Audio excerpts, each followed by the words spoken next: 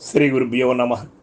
మా గురుదేవులు శ్రీ శ్రీ గంగాధర స్వామి వారి పాదపద్మములకి ప్రణమిలుతూ, శ్రీ నిత్య ప్రబోధానంద వెంకటేశ్వర స్వామి వారి పాదపద్మములకి ప్రణమిలుతూ, ప్రియ ఆత్మ స్వరూపులైన భగవద్గీత జిజ్ఞాస పరులందరికీ పేరు పేరున హృదయపూర్వక ద్వాదశి వందనములు తెలియచేస్తూ, భగవద్గీత యజ్ఞంలో భాగంగా, నిత్య భగవద్గీత యజ్ఞంలో భాగంగా ఈరోజు మనం అర్జున విషాద యోగాన్ని పూర్తి చేసుకుని, గీత జీవన గీత అంటే జీవించడానికి మానవాళికి అనువైనటువంటి బాట గీత. అజ్ఞానము అనే అంధకార చీకటిలో ఉన్నటువంటి వారికి కరదీపిక లాంటిది భగవద్గీత. అయితే ఈ మానవ జీవనోపాధికి ఎన్నో మార్గములు ఉన్నాయి కదా. మానవ జీవనోపాధికే కాదు, ఇహానికే కాదు, పరానికి కూడా మార్గం చూపేటువంటిది ఈ భగవద్గీత. ఈ గీతని ఆంతరంగికంగా ఉన్నటువంటి అర్థాలని గమనిద్దాం. గీత అంతరార్థము ఈరోజు మనం ఈవేళ తెలుసుకుంటున్నాం.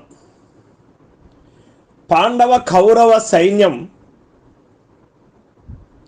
యుద్ధము వాస్తవముగా ప్రతి ఒక్క జీవి యొక్క హృదయాంతరాళమున ప్రతిదినము సంభవించుతూనే ఉన్నది. ఏ విధంగా అంటే ధర్మ అధర్మ యుద్ధము యొక్క సాక్షాత్తు ప్రతిబింబమే జీవితం. జీవిత సంగ్రామమున మంచికి చెడ్డకు, ధర్మమునకు అధర్మమునకు, న్యాయమునకు అన్యాయమునకు, సత్యమునకు అసత్యమునకు నిమిషము పెద్ద పోరు జరుగుతూనే ఉన్నది. కానీ ఆ పోరునందు నిశ్చయాత్మకముకు బుద్ధి ఎంత శుద్ధముగా నుండినా, ఎంత వివేకయుక్తముగా నుండినా జీవునకు అంత విజయము చేకూరగలదు. ఇందులో అనుమానము లేదు. కనుకనే ఉపనిషత్తులందు దానిని సారథిగా పోల్చి చెప్పడం జరిగినది. ఎట్లా చెప్పారు? ఈ యొక్క శరీరము రథము కదా, గమ్యస్థానమును నిరాటంకముగా చేరవలెనైన కుమార్గమును చేపట్టక సవ్యమైన పదముననే నడువవలెను. గీత యొక్క దారిలోనే నడవవలెను, దారి తప్పకుండా పోవలెను. అందుకేమి చేయాలి? సారథి మహాప్రజ్ఞావంతుడుగా ఉండవలెను, కుశలుడుగాను ఉండవలెను. శ్రీకృష్ణ పరమాత్మ వంటి సారథి లభించినచో ఇక జీవిత రథము మోక్షము అను గమ్యస్థానమును చారక ఉండగలదా? ఇది ప్రశ్న. ఈ ప్రశ్నకు ఆంతరంగికంగా ప్రయాణమే జవాబు. అర్జునుని సౌభాగ్యవశమున అతనికి ప్రజ్ఞాధురంధుడగు అట్టి లోకేశుడే సారథిగా లభ్యమయ్యను. కర్తవ్యచ్యుతుడై ధర్మక్షేత్రమున వక్ర మార్గమున జనుంచక అర్జునుని తన పాటవముచే అతడు సవ్య మార్గమున నడిపించెను. వారి బోధయే భగవద్గీత. అట్లే హృదయ క్షేత్రమున ఆధ్యాత్మ నిశ్చయ పరిపూర్ణమగు పవిత్ర బుద్ధి కర్తవ్య అచ్యుతమగు మనస్సునకు బోధించు దివ్య బోధ కూడా భగవద్గీతయే యగును. గీత యొక్క అంతరార్థం ఇది. అర్జునుని వలె ప్రతి జీవియు తన జీవిత రథము యొక్క కళ్యములను పరమాత్మ చేతి యందుంచి ప్రవర్తించినచో వారి అనుగ్రహముచే మోక్షరూప గమ్యస్థానమును అతి సులభముగా చేరుకొనగలడు అని మనకు అంతరార్థం బాహ్యార్థముతో మిళితమై ఈ సత్యం తెలియబడుతూ ఉంది. బాహ్యార్థములో ఉన్నటువంటి సత్యాన్ని అంతరార్థమునకు తీసుకున్నప్పుడు యాంకోళన చెందుతున్నటువంటి మనసు, నిక్షయము లేనటువంటి మనసు ఎవరిని ఆశ్రయించాలి అన్నప్పుడు పరమ ఆత్మని, గురుస్వరూపుడిని, సద్గురుమూర్తిని శరణు వేడాలి. ఆ సద్గురుమూర్తి యొక్క కరుణా కటాక్షము వలన నీలో ఉన్నటువంటి ఆత్మస్వరూపమైనటువంటి బుద్ధి నీ యొక్క మనసుకు నిక్షయాన్ని కలిగిస్తుంది. ఏది ధర్మమో తెలియచేస్తుంది, ఏది సత్యమో తెలియచేస్తుంది, ఏది ఉత్తమమైనటువంటి మార్గమో తెలియచేస్తుంది. శ్రీకృష్ణ పరమాత్మ అర్జునులకు సారథి అయినట్టు నీ మనసుకు నీ బుద్ధి సారథి. బుద్ధి నిక్షయంగా ఉండాలి అంటే గురుమూర్తి యొక్క కరుణా కటాక్షము కావాలి, నిత్య అనుష్ఠానం ఉండాలి, సదాచారణ కలిగి ఉండాలి, ధర్మబద్ధమైనటువంటి జీవితాన్ని ఏర్పరచుకోవాలి. అప్పుడే నీకు బుద్ధి అనేది దేదీప్యమానంగా నీ మనసుకి ఒక నిత్యమైనటువంటి మార్గాన్ని నిర్దేశించగలదు. ఇది భగవద్గీత యొక్క అంతరార్థం. ఇక గీత యొక్క రహస్యార్థము, అంతరార్థము ఎట్లా ఉన్నది అంటే, అక్కడ కురుక్షేత్రము అని చెప్పారు.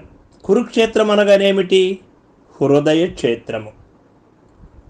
అక్కడ అర్జునుల వారు రథములో కూర్చొని యుద్ధము చేస్తూ ఉన్నారు అన్నారు.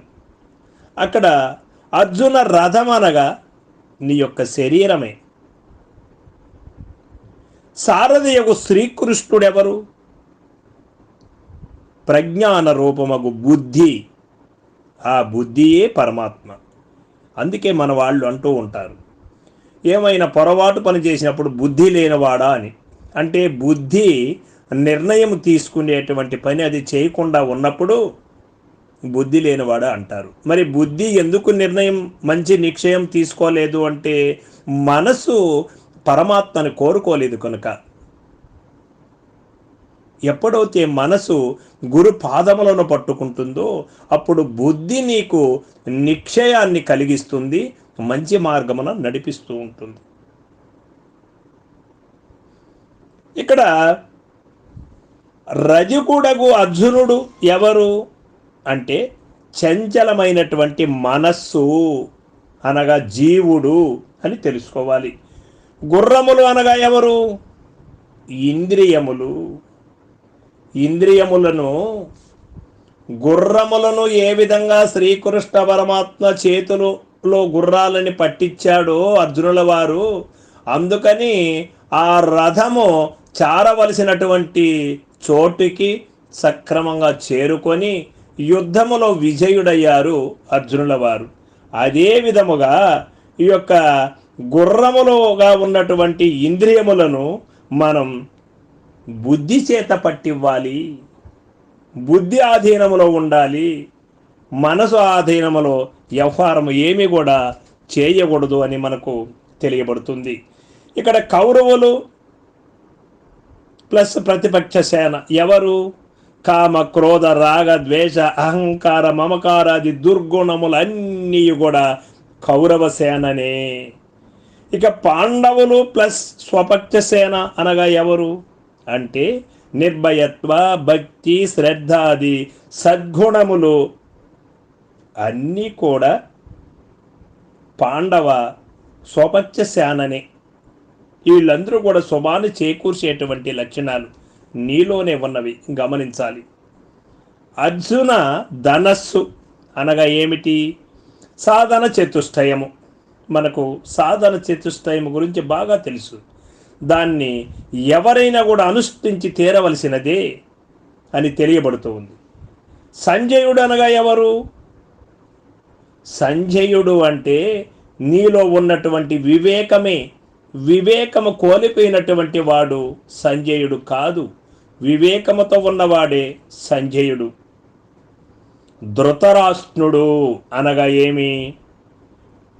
అవివేకము, వివేకము అవివేకం. వివేకము కోల్పోయినటువంటి వాడే అవివేకమైనటువంటి అవిద్యనే ధృతరాష్ట్రుడు. మనలో గమనించుకోవాలి ఇవన్నీ కూడా. దుర్యోధనుడు అనగా ఎవరు? కామము, విపరీతమైనటువంటి స్వార్థ కోరికలతో ఉన్నటువంటి కామమే దుర్యోధనుడు నీలో ఉన్నటువంటి వాడు. ఇక భగవద్గీత అనగానేమి? జీవుని గూర్చి, మనస్సును గురించి, ప్రజ్ఞాన రూపముకు బుద్ధి పలుకు హితవాక్యములను గురించి తెలియచేసేటువంటిది భగవద్గీత.